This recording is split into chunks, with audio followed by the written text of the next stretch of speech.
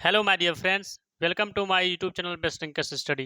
तो फ्रेंड्स, आप सभी का अपना YouTube channel best rankers study में बहुत बहुत स्वागत करता हूं।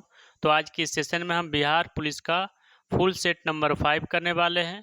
तो जो न्यू स्टूडेंट है, हमारे YouTube channel best rankers study को सब्सक्राइब कर लीजिएगा, ताकि आप सभी स्टूडेंट के पास समय के अनुसार नोटिफिकेशन पहुँचे और आप इस क्लास को सबसे पहले आप देख सकें और आपका एग्ज़ाम में बेहतर प्रदर्शन हो सके और आप इस एग्ज़ाम में क्वालिफाई 100% कर सकें। जो न्यू स्टूडेंट है, इस सेशन को शेयर कर दीजिएगा। यदि आपको यह क्लास अच्छा लगता है तो अपने फ्रेंड के साथ शेयर कीजिएगा, यह क्लास को भी लाइक कर दीजिएगा और आप लोग बताइएगा कि यह सेट नंबर 5 में आपका कितना मार्क्स आता है, ज़रूर बताइएगा। चलते हैं पहले सवाल की ओर। इसमें सारे सेट के बारे में डिस्कस करने वाले हैं। जो भी स्टूडेंट इस YouTube channel best rankers study जुड़े हैं तो इस बेस्ट रैंकर्स स्टडी को अवश्य सब्सक्राइब कर लीजिएगा, ताकि आपके पास समय से नोटिफिकेशन पहुंचे और आप सबसे पहले इस क्लास को देख सकें। तो चलिए इस क्लास नंबर का स्टार्ट करते। क्लास का पहला सवाल दिया गया है, जो कि हिंदी सवाल से स्टार्ट है, हिंदी सब्जेक्ट, उसके बाद इंग्लिश स्टार्ट करेंगे। तो पहले सवाल में दिया गया है कि पाठ प्लस शाला बराबर पाठशाला के मेल को क्या कहा जाता है, कौन सा संधि कहा जाता है। संधि कहते हैं, समास कहते हैं, संयोग कहते हैं, द्वित्व कहते हैं। तो पाठ प्लस शाला यदि संयोग करते हैं, यह क्या कहलाता है। संयोग में वर्ण के मेल से कोई ध्वनि परिवर्तन नहीं होता है, उससे हम क्या बोलते हैं। परंतु संधि के वर्णों के मेल के साथ साथ ध्वनि परिवर्तन भी हो जाता है। होता है ना कि पाठ प्लस शाला यहाँ है, यहाँ कुछ जोड़ करके कुछ किया आ रहा है पाठशाला, इसलिए ध्वनि क्या हो जाता है, परिवर्तन नहीं हो जाता है साथ साथ, इसलिए क्या हो जाएगा, संधि हो जाएगा। संधि नहीं, संयोग कर रहे हैं। क्या कर रहे हैं, संयोग। जिसकी पाठ प्लस शाला बराबर पाठशाला, संयोग कर रहे हैं मतलब जोड़ रहे हैं, इसलिए एक का option number D correct answer हो जाएगा। 2 नंबर प्रश्न में दिया गया है बहुव्रीहि समास में क्या है। बहुव्रीहि समास इसमें बताना है। 2 का करेक्ट आंसर क्या लग रहा है। बहुव्रीहि समास पूर्व पद प्रदान होता है, नहीं होता है। उत्तर द्वितीय पद प्रदान होता है, नहीं होता है। क्या होता है, तृतीय पद प्रदान होता है, उसे बहुव्रीहि समास कहते हैं। 2 का option number C correct answer हो जाएगा। 3 नंबर सवाल में दिया गया है सही उत्तर छांटें। श्यानगार, कातर, हिमालय संरचना के आधार पर क्रमशः इनका परिचय दें। इसका परिचय दीजिएगा तो कैसे होगा। योगरूढ़, योगरूढ़, यौगिक, रूढ़, इसको आपको क्रम के अनुसार बताना है, परिचय देना है। मतलब श्यानगार का क्या होगा, श्यानगार का यौगिक हो जाएगा, और कातर का क्या होगा, रूढ़ होगा। हिमालय संरचना का क्या होगा, योगरूढ़ होगा। इस तरह से इसको सजाना था, इसलिए 3 का option number D correct answer हो जाएगा। 4 नंबर प्रश्न में दिया गया है कि निम्नलिखित वाक्य में रेखांकित क्रिया विशेषण शब्दों के भेदों का सही विकल्प को चुनकर लिखें। तुम जितना खाओगे उतने ही ताकतवर बनोगे। इसमें आपको बताना होगा क्रिया विशेषण, कृतिवाचक क्रिया विशेषण, स्थानवाचक क्रिया विशेषण, परिमाणवाचक क्रिया विशेषण, कालवाचक क्रिया विशेषण। क्या इसका करेक्ट आंसर हो जाएगा, क्या होगा, परिमाणवाचक क्रिया विशेषण। 4 का option number C correct answer हो जाएगा। परिमाणवाचक क्रिया विशेषण किसको कहते हैं, वैसा क्रिया विशेषण जिसके परिमाण या उसकी मात्रा संख्या के बारे में बताता है, उसको हम क्या कहते हैं, परिमाणवाचक क्रिया विशेषण। जैसे एग्जाम्पल में कैसे हम बोलेंगे, तुम जितना खाओगे उतने ही ताकतवर बनोगे। कुछ परिणाम शब्द थोड़ा, जितना, उतना होता है ना, उसको क्या बोलते हैं, परिमाणवाचक। इसलिए यहाँ कहा था कि तुम जितना खाओगे, जितना क्या हो गया, परिमाणवाचक क्रिया विशेषण। नेक्स्ट सवाल दिया गया है 5 नंबर, शांति से बैठकर अपना कार्य कीजिए में रेखांकित शब्द का परिचय मतलब किस क्रिया विशेषण का प्रकार है। कौन सा क्रिया विशेषण का प्रकार है, रीतिवाचक क्रिया विशेषण। 5 का option number C correct answer हो जाएगा। 6 नंबर सवाल में है जिसके हृदय में ममता नहीं है के लिए शब्द है। क्या एक शब्द हो जाएगा, निर्मम एक क्या है, शब्द है। 6 का option number A correct answer हो जाएगा। अनेक शब्दों के लिए एक शब्द को ही तो बोलते हैं, जिसके लिए हृदय में ममता ना है उसको क्या बोलते हैं, निर्मम बोलते हैं। एक शब्द का मतलब अनेक आर्थिक शब्द जिसको बोलते हैं। 7 नंबर सवाल में दिया गया है, क्या दिया गया, यह घर मेरा है वह तुम्हारा है। रेखांकित शब्द क्या है, यह घर मेरा और तुम्हारा है, इसमें बताइए रेखांकित जो किया गया है सर्वनाम है, संज्ञा है, क्या है, आप लोग कमेंट में बताइए। इसका क्या हो जाए, सर्वनाम क्रिया विशेषण। 7 का option number C correct answer. 8 number सवाल में दिया गया है कि शुद्ध वाक्य को छांटें। कौन सा वाक्य इसमें शुद्ध दिया गया है, मेरे दोस्त के पिताजी तंबाकू के पुराने व्यापारी हैं। और बी नंबर में लिखा गया है कि मेरे पुराने दोस्त के पिताजी तंबाकू के व्यापारी हैं। मेरे दोस्त के पुराने पिताजी तंबाकू के व्यापारी हैं। मेरे दोस्त के पिताजी पुराने तंबाकू के व्यापारी हैं। बताइए 8 का करेक्ट आंसर क्या हो जाएगा। मेरे दोस्त के पिताजी तंबाकू के पुराने व्यापारी हैं। पुराने तंबाकू नहीं ना बोल सकते हैं, पुराने पिताजी भी नहीं हो सकता, मेरे पुराने दोस्त भी नहीं हो सकता, इसलिए क्या हो जाएगा 8 का option number A correct answer हो जाएगा। 9 नंबर प्रश्न में दिया गया, यहाँ से अब इंग्लिश का सवाल आ गया। इंग्लिश का सवाल को ध्यानपूर्वक से पढ़िएगा। Fill in the blanks by choosing the right option. Right option choose करना है। Neither New Year's even nor Valentine's Day dash is a national holidays in India.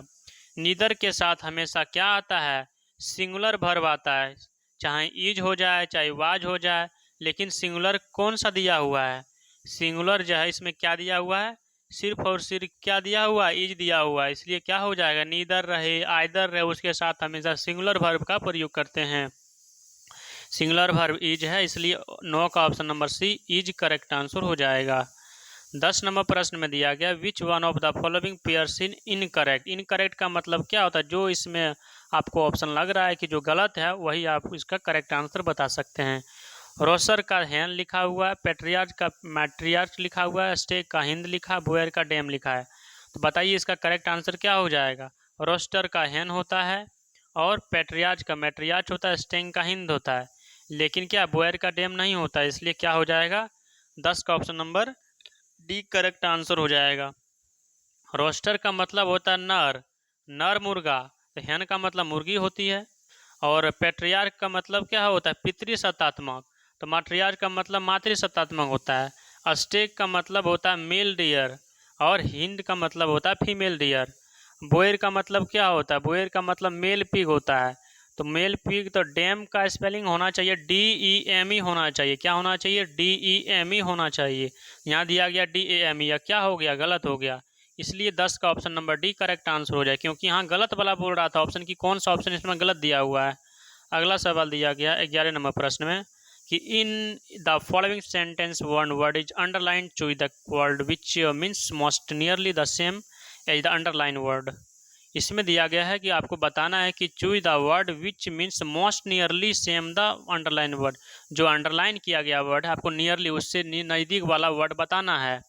तो he did not know that Raman was a टैकुरस friend, इस जो underline किया होगा इसका क्या नियरली वर्ड हो जाएगा, इसका क्या सेंस निकलता है। टैकुरस का मतलब होता है कि that can not be trusted, मतलब उसको विश्वास नहीं किया जा सकता, उस पर क्या किया जा सकता है, विश्वास नहीं किया जा सकता, फिर इसको हम बोल सकते हैं इंटेंटेड टू हार्म यू। मतलब टैकुरस का मतलब क्या होता है, इसका मतलब होता है कि उस पर विश्वास नहीं कर सकता, मतलब एक तरह से बोल सकते हैं कि विश्वासघाती, जो विश्वासघात रहता है उसको क्या बोलते हैं, विश्वासघात, इसको इंग्लिश में बोलते हैं टैकुरस, ट्रेकुलस लिखा हुआ TREACHEROUS। तो इसका नियरली वर्ड क्या हो जाएगा, आप लोग कमेंट में बताइएगा।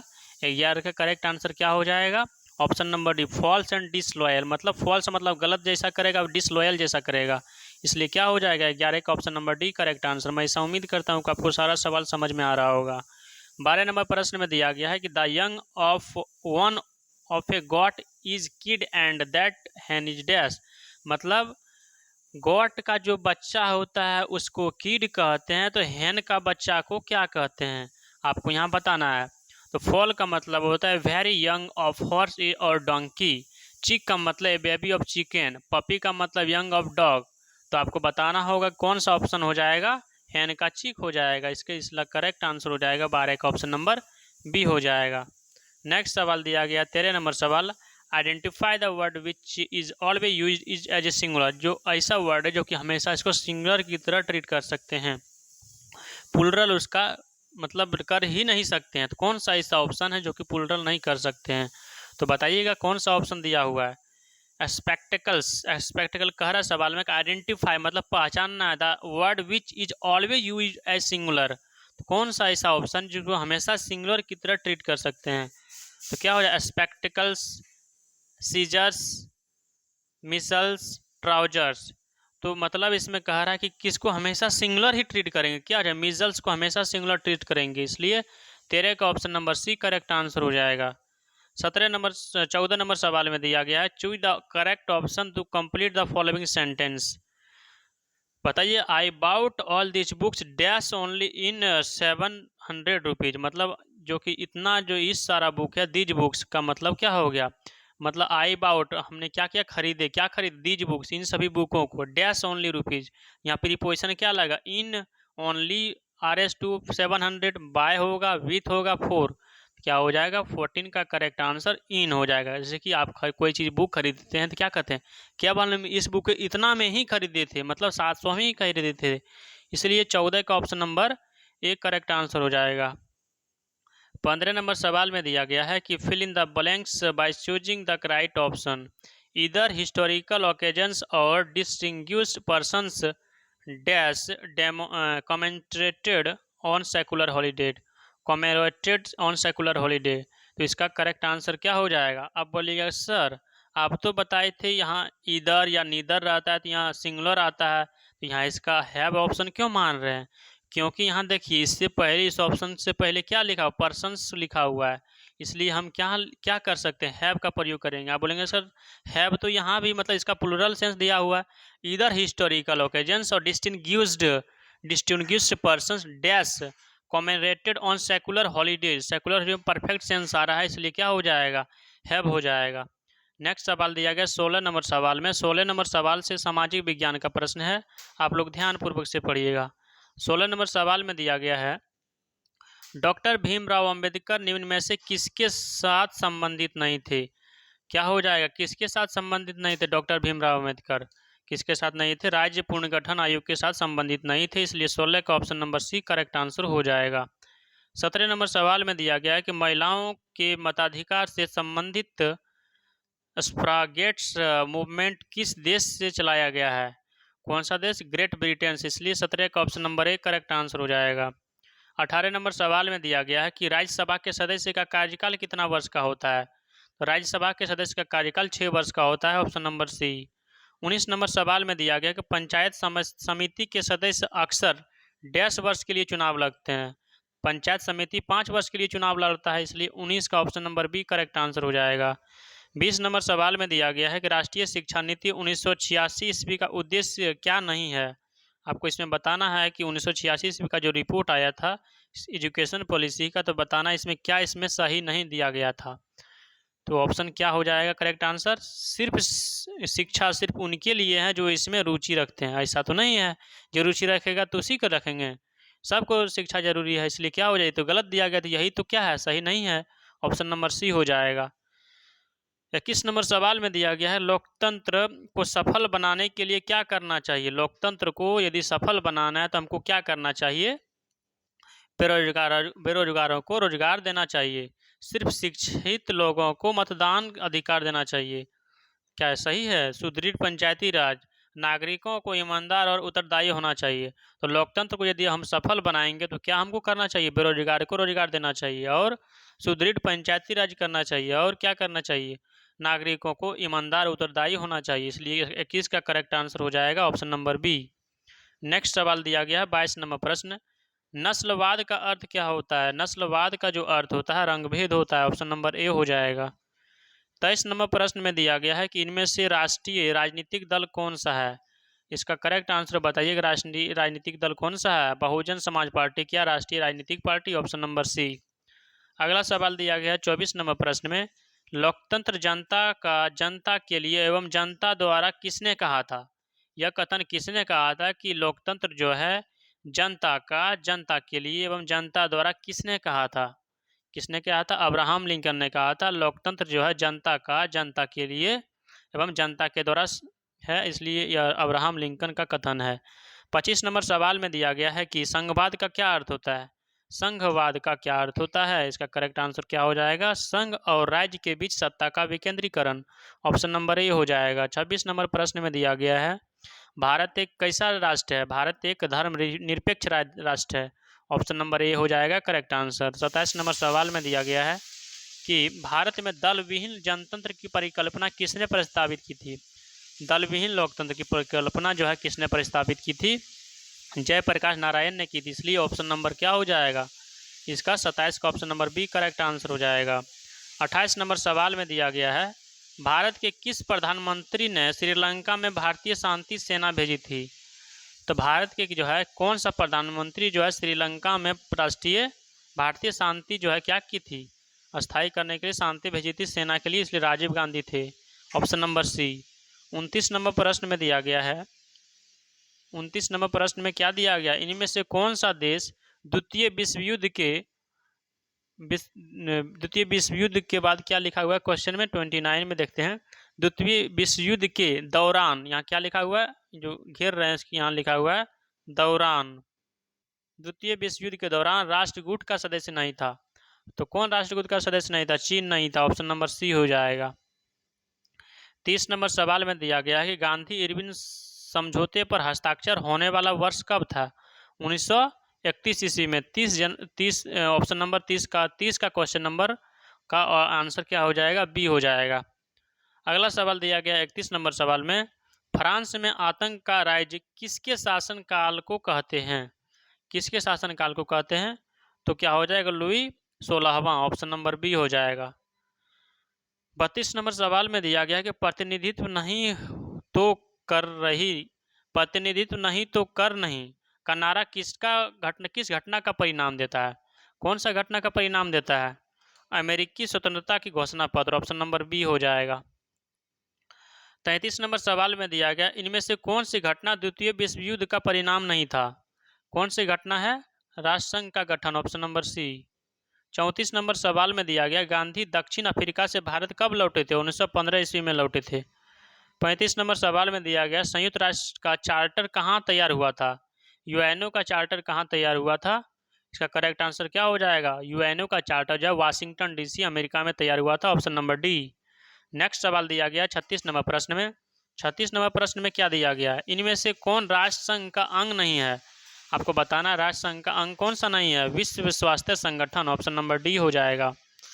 अगला सवाल दिया गया 37 नंबर प्रश्न में, औरंगजेब की मृत्यु के पश्चात किस नेता के नेतृत्व में जाट काफी शक्तिशाली हुए थे? किस के काल में जो है जाट ज़्यादा शक्तिशाली हुए थे? चूड़ामान के शासनकाल में। ऑप्शन नंबर सी हो जाएगा। अगला सवाल दिया गया 38 नंबर प्रश्न में, सही सुमेलित बताइए कौन सा ऑप्शन है? गांधी युग कब हुआ था? 1946 से 1947, 16 से 47, या फिर मोपला विद्रोह इतना में हुआ था? बताइए कौन सा ऑप्शन सही लिखा हुआ है? सही सुमेलित जो है कौन सा ऑप्शन दिया हुआ है? तो 38 का करेक्ट आंसर आप लोग बताइए। मोपला विद्रोह कब हुआ था? मोपला विद्रोह जो हुआ था 1921 ईस्वी में हुआ था। कब हुआ था? मोपला विद्रोह जो हुआ था 1921 ईस्वी में हुआ था। लेकिन राष्ट्रीय सोवियत संघ की स्थापना जो है, जिसका मुख्यालय नागपुर में है, ऑल इंडिया ट्रेड यूनियन की स्थापना कब हुआ था? 1920 ईस्वी में हुआ था। बताइए आप इसमें जो है कौन सा करेक्ट आंसर है? 1920 ईस्वी में जो है ऑल इंडिया ट्रेड की स्थापना कब हुआ था? 1920। कौन सा ऑप्शन गलत हो गया? डी भी गलत हो गया, बी भी गलत हुआ। गांधी युग कब हुआ था? बताइए गांधी युग कब से कब उसका कार्यकाल था? कमेंट में आंसर आप लोग बताइए। गांधी युग कब तक हुआ था? केशव बलिराम हेडगोवर के द्वारा कब किया गया था? 1925 ईस्वी में। लेकिन आपको करेक्ट आंसर बताना है। क्या हो जाएगा? राष्ट्रीय स्वयं सेवक संघ की स्थापना 1925 ईस्वी में हुआ था, इसलिए इसका करेक्ट आंसर हो जाएगा option number C is the correct answer. यही तो सही था, इसलिए इसका करेक्ट आंसर क्या हो जाएगा? सी ऑप्शन हो जाएगा। केशव बालीराम हेडगोवर के द्वारा जो है राष्ट्रीय सोवियत संघ की स्थापना किया गया था। 39 नंबर सवाल में दिया गया है कि मानव और नागरिकों के अधिकार के घोषणा पत्र के बारे में क्या गलत है? तो कौन सा कथन इसमें गलत है? बताइए आप लोग कमेंट में। सभी वयस्कों को मताधिकार दिया जाएगा, तो क्या है? यही तो कथन गलत है। सभी वयस्कों को मताधिकार दिया गया। ऑप्शन नंबर सी। 40 नंबर सवाल में दिया गया है कि नदी जो बिहार का शोक कहलाती है उसका नाम क्या? बिहार का शोक क्या है? गंगा नहीं है, कोसी है। 40 का ऑप्शन नंबर सी हो जाएगा करेक्ट आंसर। बिहार का शोक कोसी नदी है, गंगा आपको नहीं टिक करना है।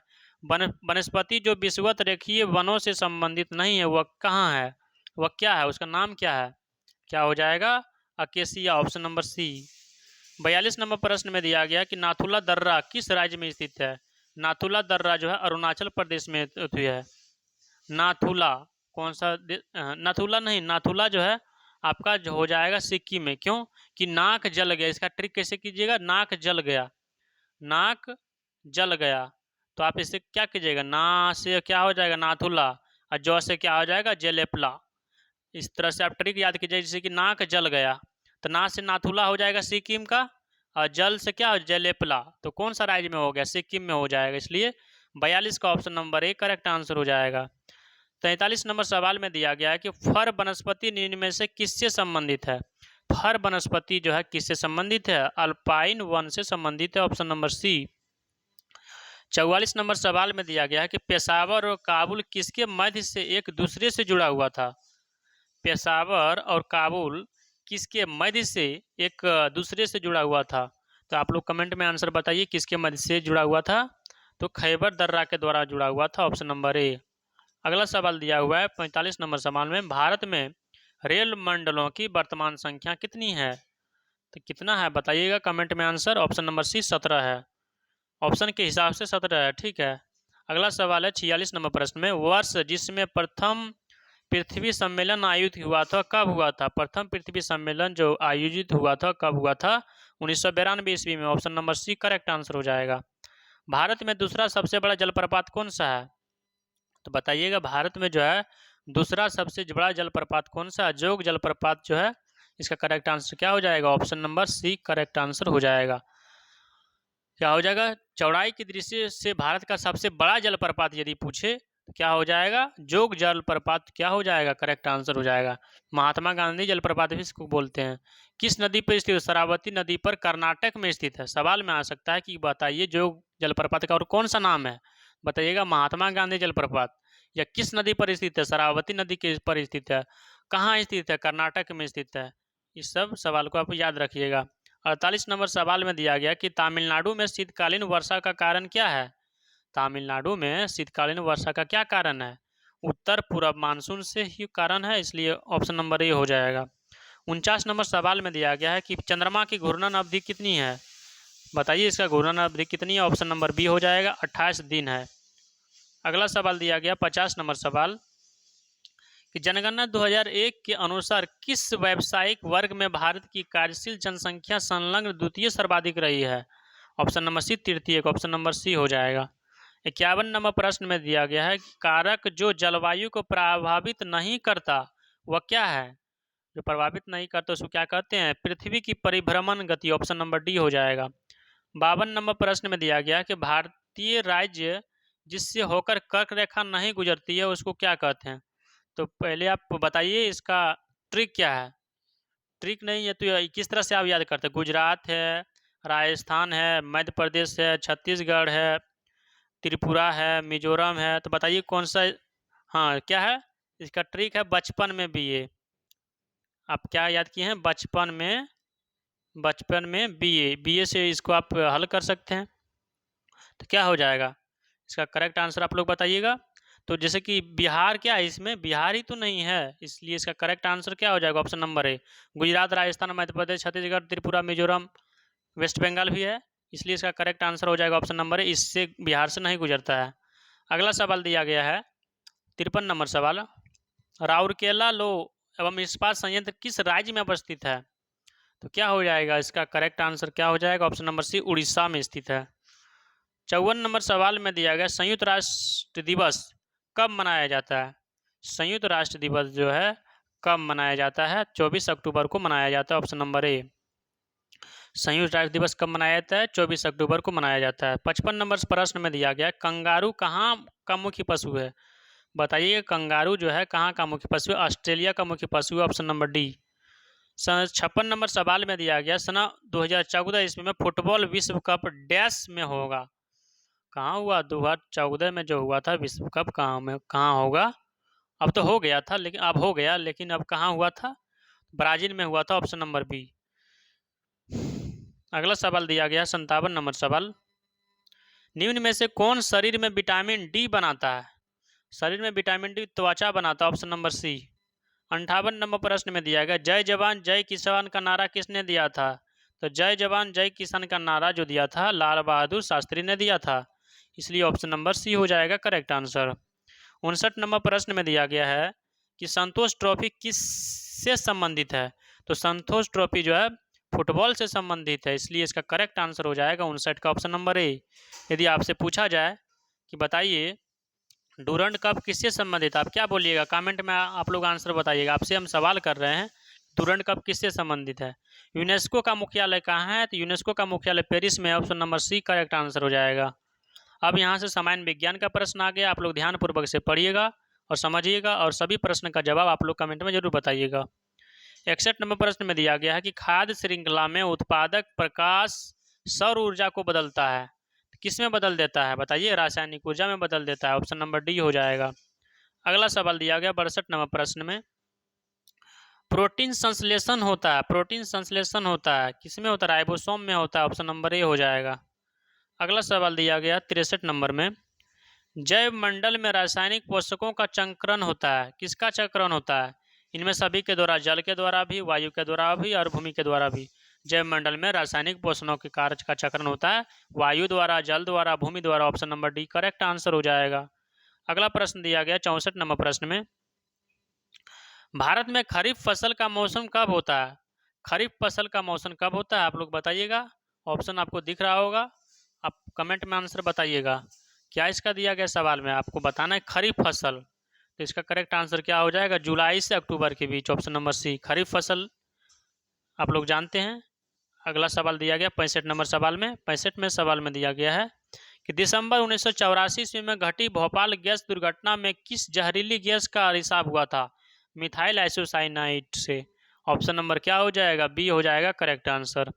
66 नंबर प्रश्न में दिया गया है आहार श्रृंखला में मौजूद मेढक, टिड्डा, घास और सांप में यदि घास प्रथम पोषी स्तर पर है तो तृतीय पोषी स्तर पर क्या होगा। घास यदि प्रथम पोषी स्तर पर है तो बताइए तृतीय पोषी स्तर पर क्या हो जाएगा, मेढक हो जाएगा करेक्ट आंसर। अगला सवाल दिया गया है क्या हो जाएगा, 66 का ऑप्शन नंबर ए मेढक हो जाएगा। 67 नंबर सवाल में है कि पुनरुद्भवन की विशेष क्षमता पाई जाती है, तो कहाँ पाई जाती है, इकाई नोडर्मेटा। Option number D. अगला सवाल दिया गया है 68 नंबर सवाल में कि 2 से 4 डायोप्टर है, क्या है बताइए। 2 से 4 डायोप्टर जो है क्या है, इसका करेक्ट आंसर आप लोग बताइए। एक खरपतवार का नाशक है। ऑप्शन नंबर क्या हो जाएगा, ए एब्सोल्यूट करेक्ट आंसर हो जाएगा। 69 नंबर प्रश्न में दिया गया है कि आपतन कोण, इनके बीच का कोण क्या होता है।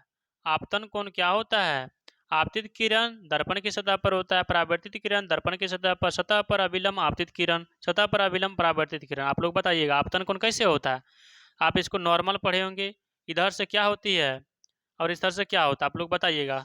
इधर से आपतित किरण होता है और इधर से परावर्तित किरण होता है। ये क्या है आपका आपतन कोण हो जाएगा ये, और ये आपका परावर्तन कोण हो जाएगा। आपतन कोण को आई से डिनोट करते हैं, परावर्तन कोण को आर से डिनोट करते हैं।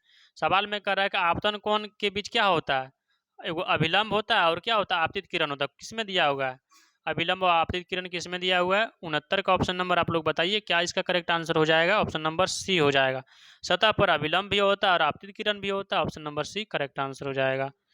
अगला सवाल दिया गया 70 नंबर प्रश्न में कि कैक्टस में पाए जाने वाले अनुकूलन क्या है। कैक्टस में पाए जाने वाले अनुकूलन क्या है, पर्णार्व एवं पर्णशूल है। Option number C correct answer हो जाएगा। 71 नंबर प्रश्न में दिया गया है कि एक खाद्य श्रृंखला के कुछ ही चरण होते हैं, बताइएगा। एक खाद्य श्रृंखला जो है कुछ ही चरण होते हैं, उसका क्या है, इसका नाम क्या होता है। क्योंकि यह चरण, जैसे कि लिखा हुआ है सवाल में, एक खाद्य श्रृंखला के कुछ ही चरण होते हैं क्योंकि यह चरण पर ऊर्जा घटती है। ऑप्शन नंबर ए हो जाएगा। अगला सवाल दिया गया, दिए गए ग्राफ का त्वरण का मान बताइए। त्वरण बराबर क्या होता है, क्या होता है, वेग बटा समय होता है। तो वेग बटा समय बताइए, विस्थापन बटा समय होता है या फिर वेग बटा समय, आप लोग कमेंट में बताइएगा। त्वरण बराबर क्या होता है, आप लोग कमेंट में बताइएगा। वेग बटा समय होता है, बिल्कुल सही बोले। इसलिए 72 का करेक्ट आंसर क्या हो जाएगा, सी हो जाएगा। सवाल में है कि बताइए त्वरण का मान क्या कैसे होगा, तो शून्य हो जाएगा। ऑप्शन नंबर क्या हो जाएगा, सी एब्सोल्यूट करेक्ट आंसर। 72 का ऑप्शन नंबर क्या हो जाएगा, सी हो जाएगा। तो v माइनस यू बराबर क्या होता है, 0 होता है, इसलिए क्या हो जाएगा, त्वरण का मान शून्य हो जाएगा। अगला सवाल दिया गया है 73 नंबर प्रश्न।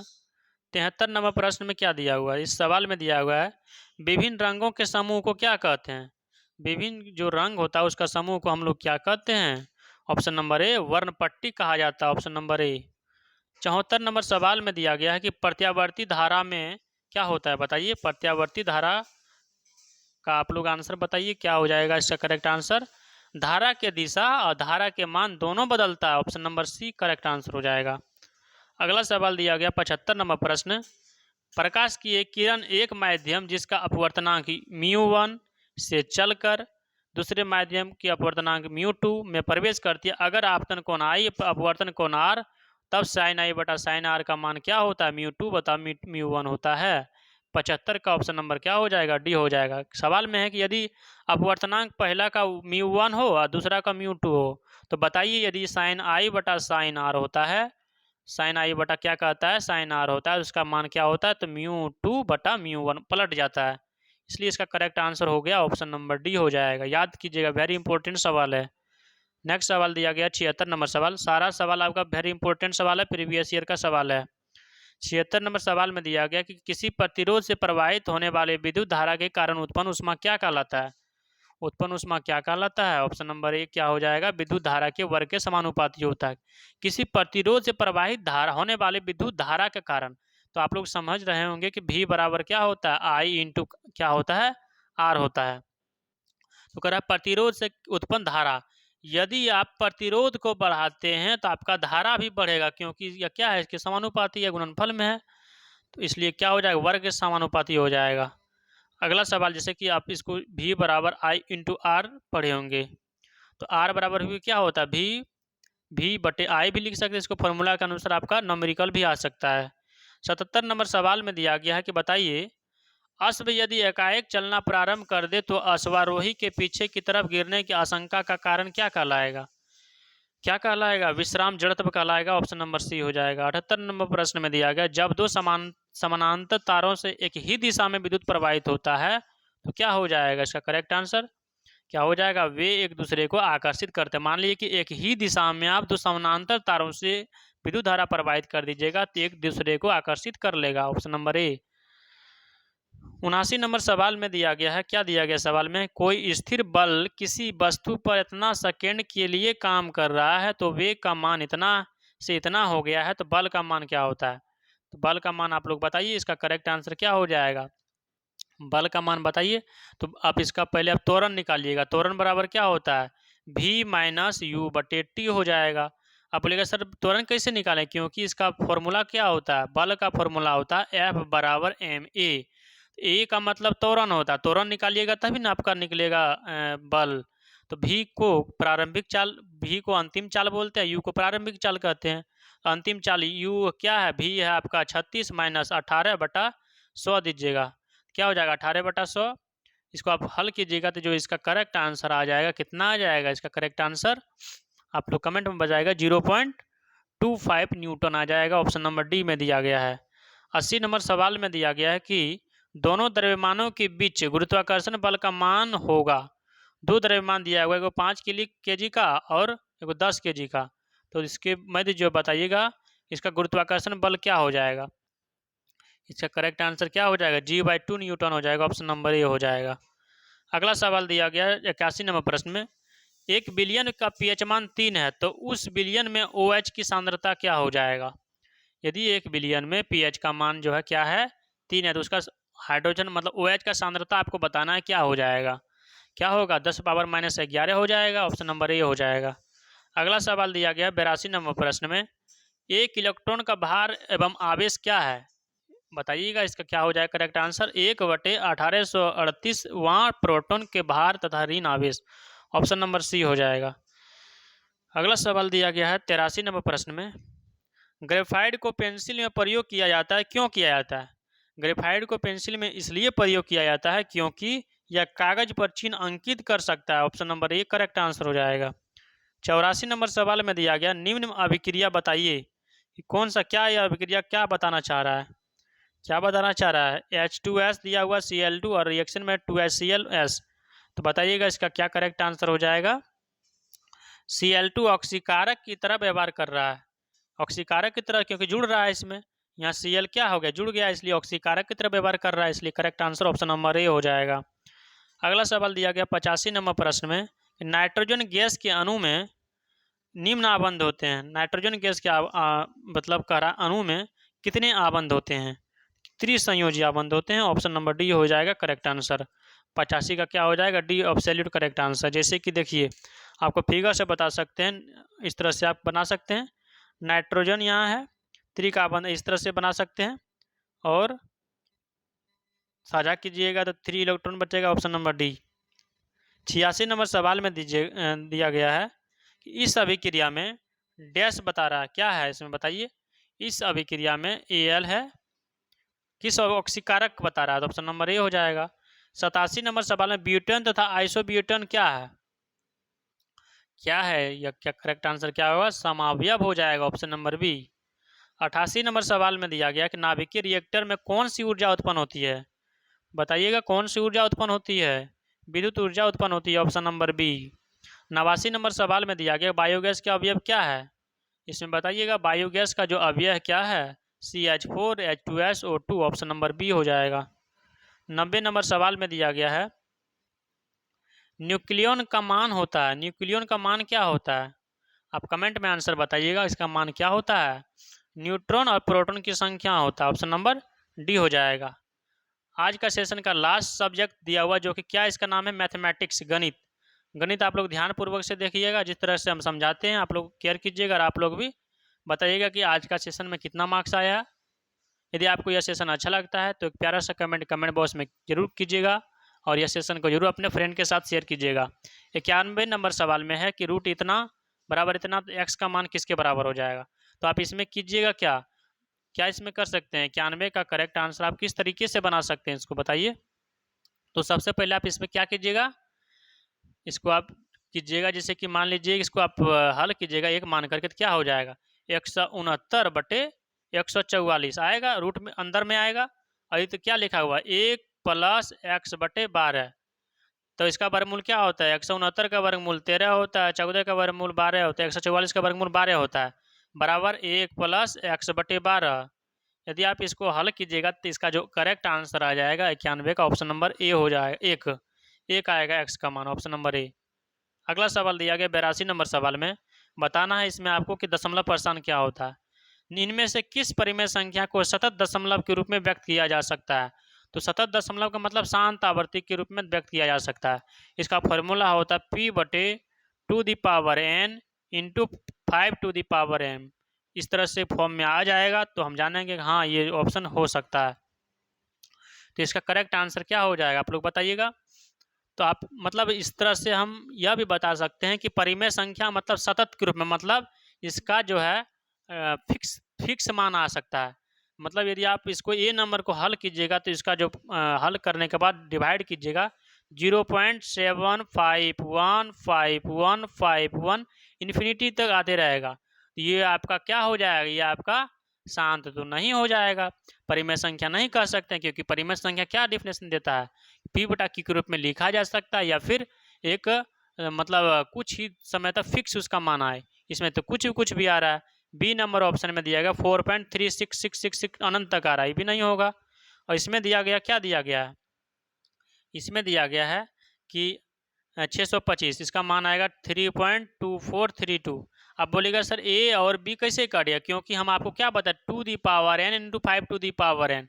यदि आप इसके फॉर्म में लिखिएगा तो 2 और 5 के अलावा यदि कुछ भी 165 में गुणनफल में आ जाएगा, इसलिए क्या हो जाएगा, गलत हो जाएगा, क्योंकि 165 में किसका गुणनफल है। यदि 5 से आप डिवाइड करते हैं तो क्या हो जाएगा 5 × 15 1 5 5 × 15 33 आ गया, मतलब 3 आ गया, 5 और 2 के अलावा आ गया, इसलिए ये ऑप्शन नहीं होगा। 3 दहें के 30, 3 दहें के 30 को आप क्या लिख सकते हैं 3 × 2 × 5, 2 × 5 तो 3 आ गया इसमें, इसलिए ई भी नहीं होगा।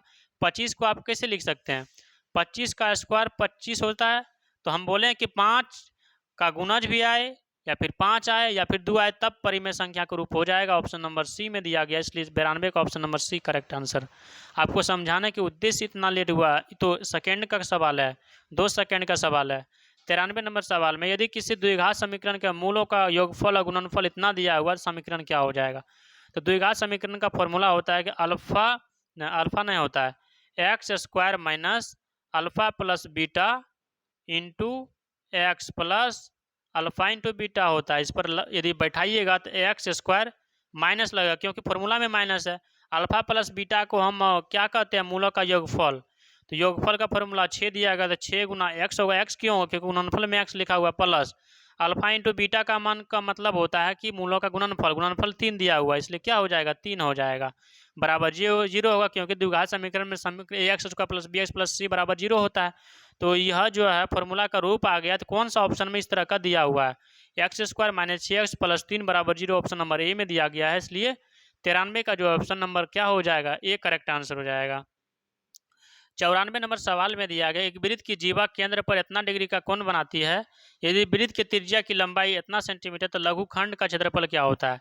तो लघुखंड का क्षेत्रफल क्या हो जाएगा, इसको आप त्रिज्यखंड का भी क्षेत्रफल कहते हैं, नहीं त्रिज्यखंड का दूसरा हो जाएगा। लघुखंड का क्षेत्रफल आप इसको हल कीजिएगा, जिसका जो आंसर आएगा 30 पॉइंट समथिंग आएगा। 30 पॉइंट क्या आएगा, समथिंग आएगा। 94 का ऑप्शन नंबर क्या हो जाएगा, सी हो जाएगा करेक्ट आंसर। 95 नंबर सवाल में दिया हुआ मौसो इतना है और लॉसो इतना है, तो इतना गुना का आर का मान क्या हो जाएगा। तो आप कैसे निकालिएगा, मौसो क्या दिया हुआ, इतना दिया हुआ, लॉसो इतना दिया हुआ है, मौसो बराबर इतना, लॉसो बराबर इतना। तो आप इसको दो संख्या गुणनफल निकाल सकते हैं। दो संख्या गुणनफल निकालिएगा तो इस तरीके से, तो आपका जो करेक्ट आंसर आएगा क्या आएगा, जैसे कि आपको बताए थे कि HCF गुना LCM बराबर क्या होता है, बराबर क्या होता है, पहली संख्या गुना दूसरी संख्या होता है न।